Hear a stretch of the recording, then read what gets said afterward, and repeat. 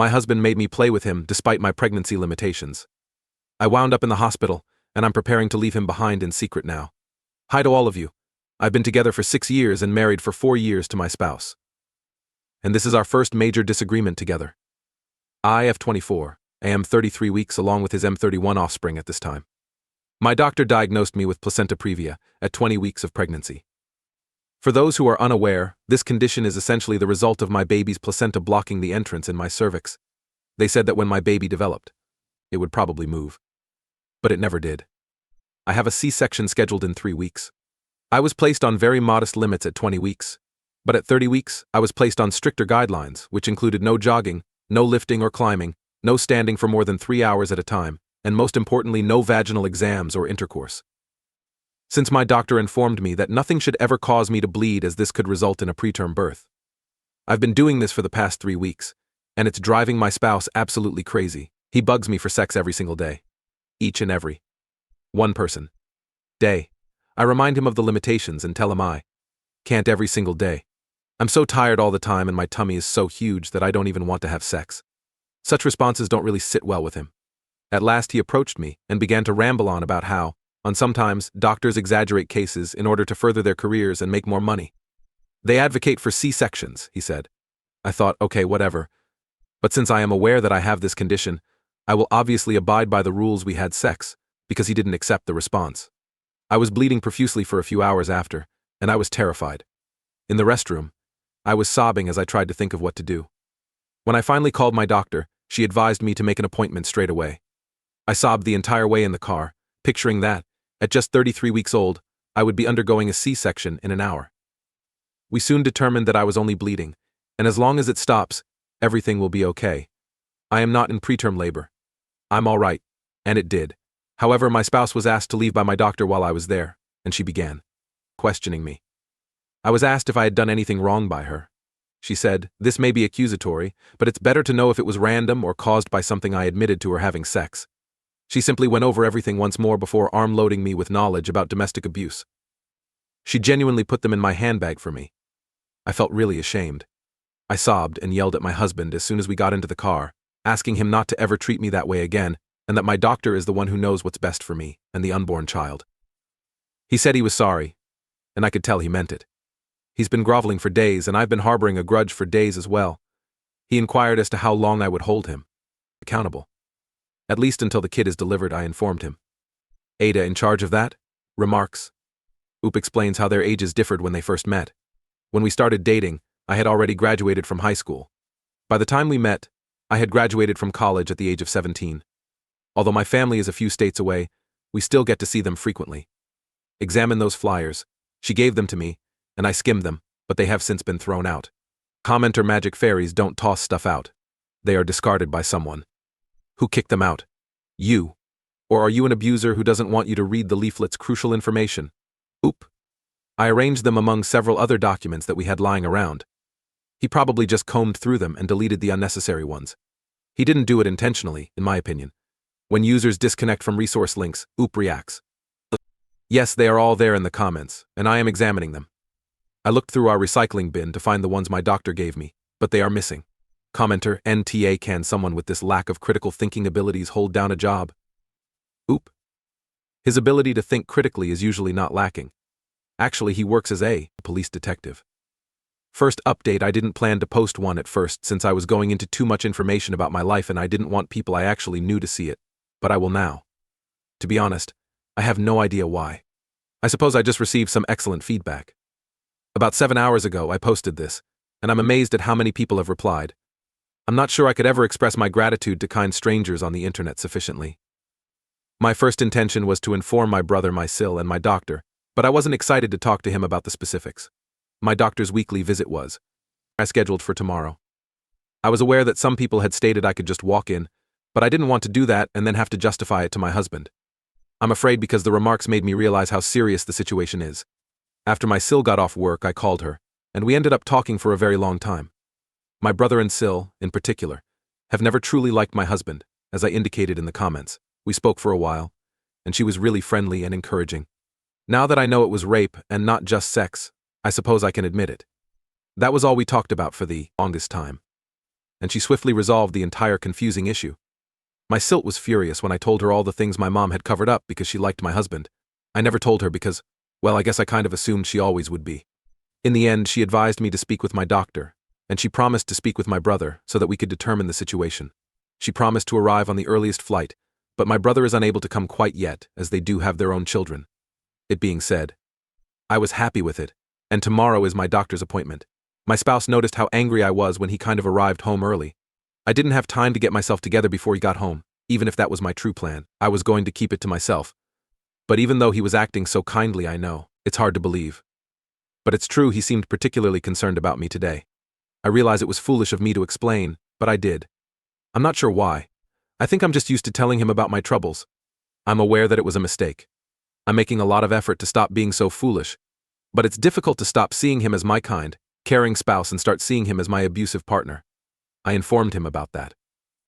And how he wounded me, to be honest, I'm afraid now. He asked. What? How I said that by physically separating my legs in order to make me have sex and urging me to stop being so dramatic. Oh my fucking goodness, don't fucking say that, he exclaimed. Do you realize that's illegal? Do you realize that you just called me out for rape in combat? And shoved me out of his way. I started to apologize and he responded by saying it was all right and pulling out his old act of acting like I'm stupid. At last I realized that I do, in fact, grasp that now. It is martial rape, and it is wrong. Once again, it led to a heated argument. For daring to voice those things, he labeled me a moron. He laughed when I called him an abuser. Who are you talking to? He asked. You started talking endlessly about subjects I don't know about, and you have no idea what you're talking about. However you split it, he claimed, having sex with his wife is not the same as rape. I tried to turn to leave, but he grabbed my wrist instead. I grabbed my hand back, and he held up his hands, apologizing that, according to your definitions, might have been battery against a pregnant woman. I told him I didn't want to be around him because of his condescending tone, which is what truly pushed me over the brink. He said, All right, I'll go. No, I want to go, I said. I'd like to go away from you. After hurling the credit card at me, he instructed me to book a hotel. Thus I did, and now look at me, typing this. My sister is currently on her way, but I'm not feeling well at all. He's contacted me multiple times, but I never take his calls. He's never looked so angry to me. If I tell him honestly that I want to go and take the baby, I'm a little worried about what he'll do. It was his desire to become a parent, and I was persuaded. It terrifies me that it won't allow me take her lightly. I want to cry every time my daughter kicks. I never imagined that having my own child would cause me to cry this much. However, I'm simply so afraid. Commenter, if it's his credit card, he has the ability to track your hotel and even request information on your behalf. Please use caution and be safe. Edit Ops' spouse appears to be a police officer. Yeah, that's his card, but when I explained the situation to the motel, they seemed to get it. I'll only be alone tonight, because my SIL will be here shortly. Commenter, it's against the law for the hotel clerk to reveal to him which room she's booked. I have experienced this. Yeah, this is what they told me. Oops.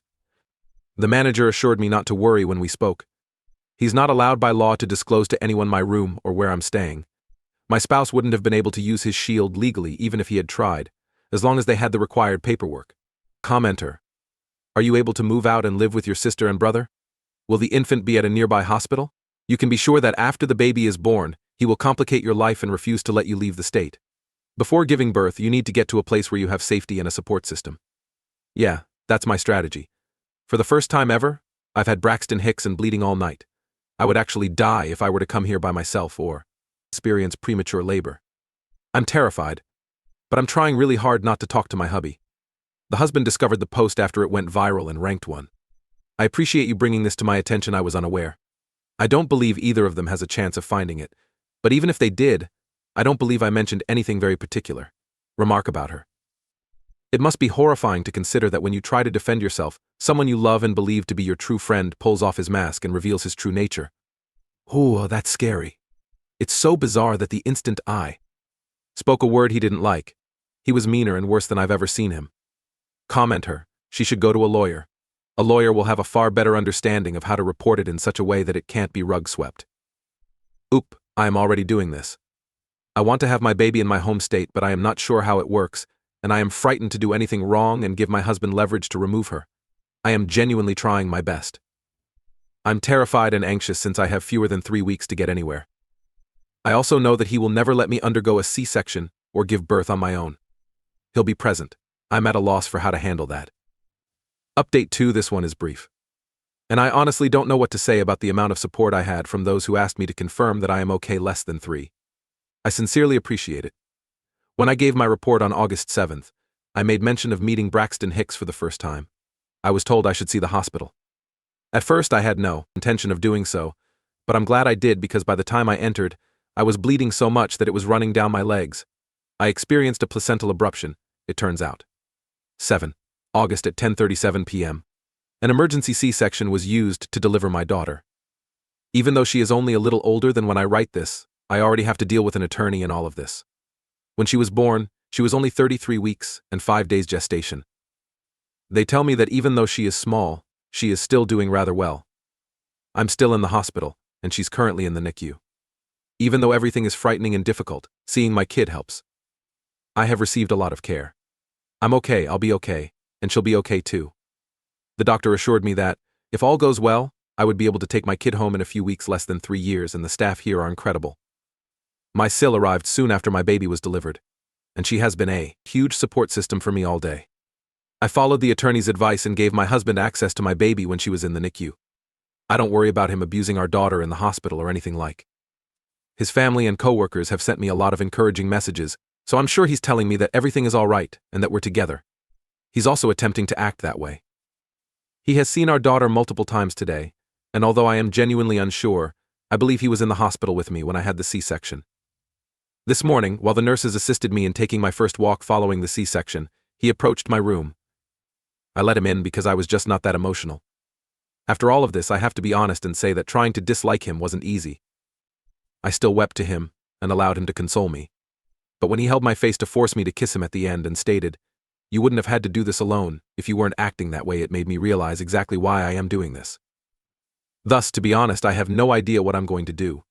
I had hoped to have my kid in my home state so that I could live there with her, my brother, and my SIL, but I don't think my husband will let me bring her back, as I followed your advice and obtained the medical records of the rapes, including the one I wrote about, and the 2 more I visited the hospital for over the years. My attorney says I have alternatives, and they are very much in my favor.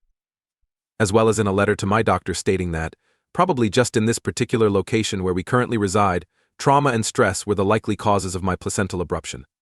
To be honest, it's all right. Seeing and adoring my kid, and being able to hold her for a short while, has taken precedence over a lot of other thoughts. I want to be safe, but my top priority is for her to be safe. I will not do anything to place her in my shoes. Even though she is only 16 hours old, she consumes all of my thoughts and will do so for the rest of my life. Since I'm hoping they'll soon let me to spend more time with my baby, I probably won't update again. However, I just wanted to say how much this entire piece has improved my life and how much I appreciate it. I want to encourage anyone else who finds themselves in a similar circumstance to speak up without fear. And you're so brave if you've made it through it. I appreciate. Less than 3 remarks. Commenter op.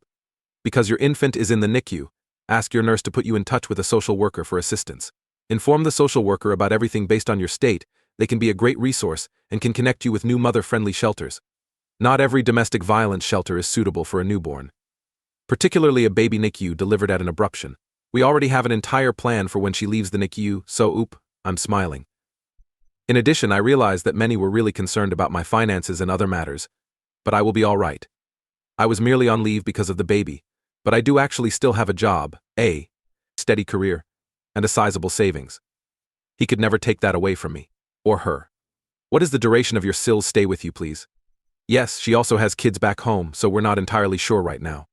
Until she assured me that my brother or she would stay with me for until long I needed them. They would alternate between going back and forth, she said. There are less than 3 commenters who are literally my angels. She was in the operating room with her husband. Within a day, her husband came to visit and showed her about the apartment.